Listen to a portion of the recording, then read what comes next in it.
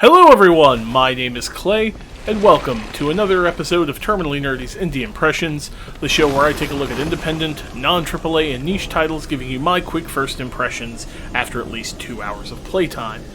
Today, we're looking at the newly released isometric action game Darksiders Genesis, created by the same folks who made Battle Chasers Night War, which I believe is Airship Games, published by THQ, and set in the Darksiders universe. Now, this is a prequel to Darksiders 1, 2, and 3. Those games' timeline is kind of weird, in that, technically speaking, they all happen simultaneously, but at different points.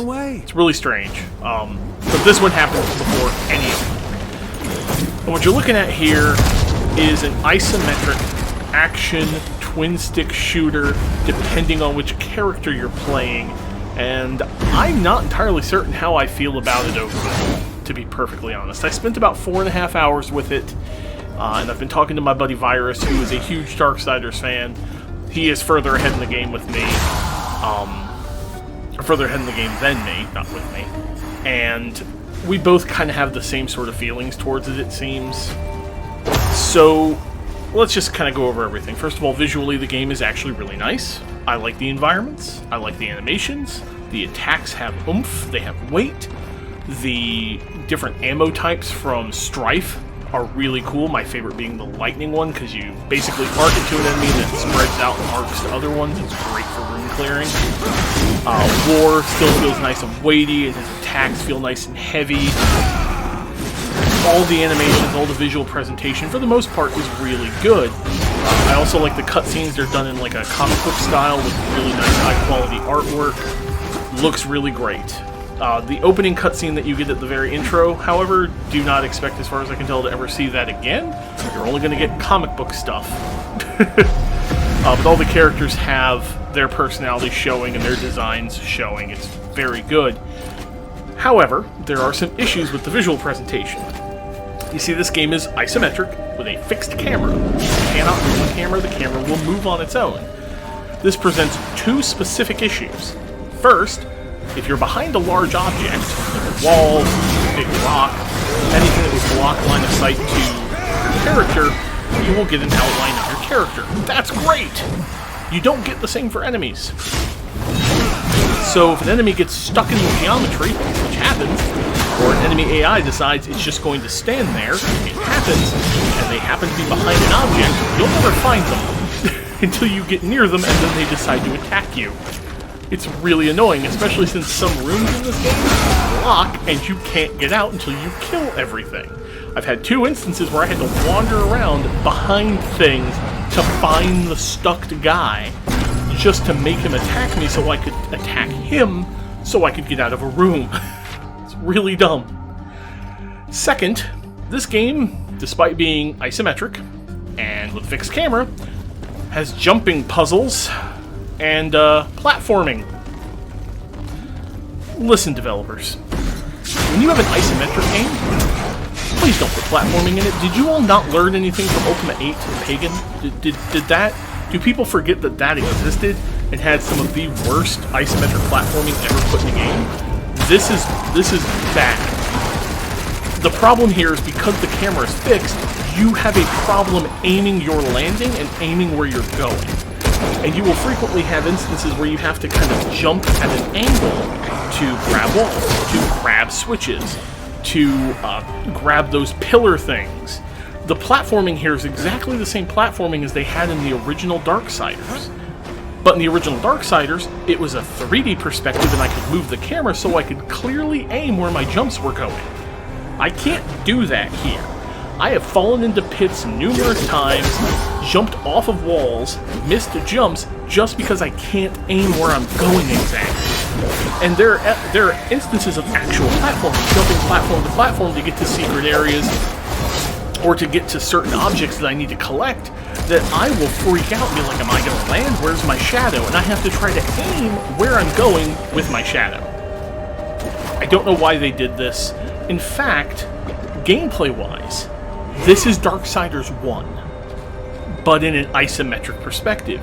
If you play as War in this game, everything that War could do in Darksiders 1, his glaives, his jumps, his combos, the block and parry system, all that is translated here in an isometric view instead of a third-person view.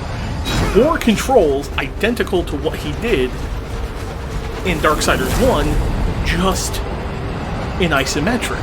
Strife plays like a twin-stick shooter. So you use the left stick to move and the right stick to aim with Strife, and then your right button and right trigger on your controller will dictate his first and second ammo. Although you can rebind controls and keys, by the way. So I ended up rebinding it so both triggers were his ammos. Had to move his dodge.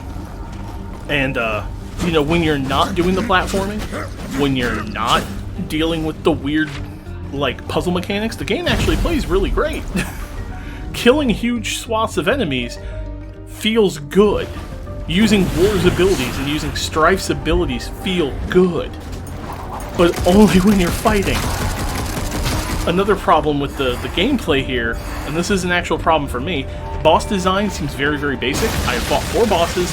Every boss has been a big dude that does a bunch of attacks that are telegraphed, and he spawns infinite minions. All 4 of them. I've heard that bosses get more interesting later on. I've heard from somebody that there's a boss where you fight on horseback, which is really cool, but I'll probably never get there, to be perfectly honest. Beyond that, gameplay-wise, they have this weird upgrade system using the monster souls that is incredibly grindy and really not explained super well. So you'll find souls from monsters, and you can slot these souls in this kind of soul tree. Monster souls will either be melee or attack-focused, health-focused, or wrath-focused. For the soul in the same slot that matches it, you get an extra bonus.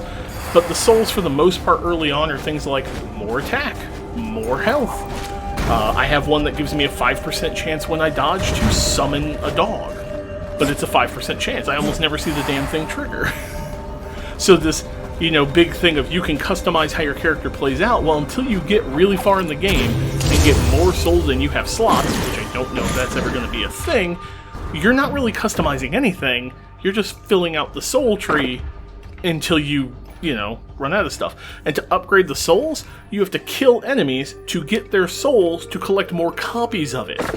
So if you want to get a boss soul upgraded, there's one that just gives flat attack power at a percentage, the very first boss that you kill, he has this soul that does this. You have to kill him 3 times. That first level takes about an hour. So you have to run through this thing for an hour to kill this boss 3 times to get his soul 3 times to max out his soul. And then you obviously want to put it in one of the attack slots for the big souls, because there's minor souls, which are fodder enemies, and major souls, which are the big guys.